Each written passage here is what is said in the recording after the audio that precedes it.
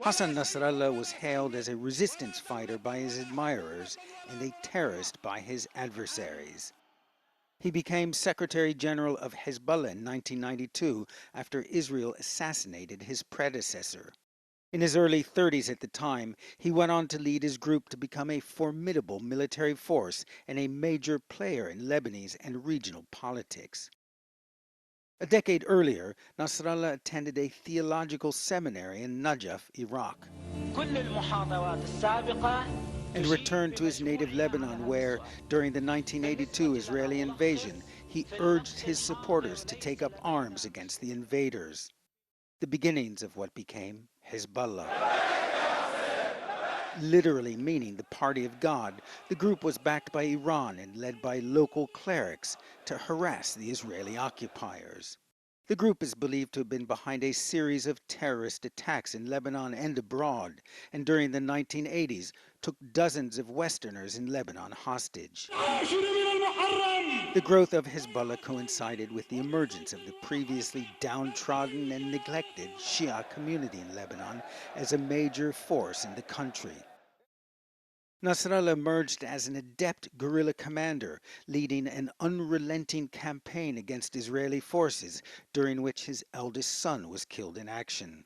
The United States designated the group a terrorist organization in 1997.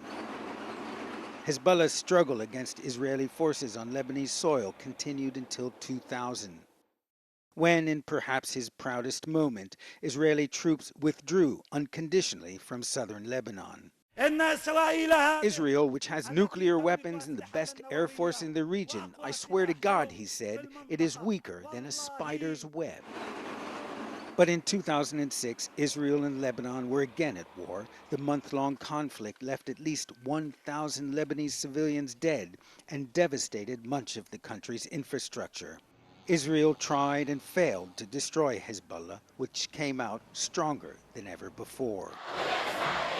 After the war, his focus turned inward on his homeland, Lebanon, where Hezbollah increasingly became a key player in the country's complicated politics and expanded its network of social services.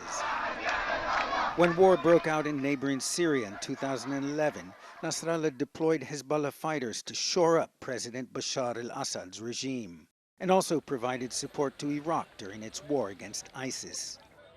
Iran was quick to reward Nasrallah with money, weapons, and logistical support.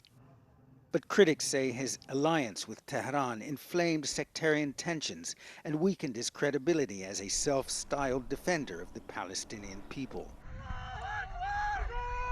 When the Palestinian militant group Hamas, Hezbollah's ally, attacked Israel on the 7th of October 2023, killing more than 1,200 people and abducting more than 250 others,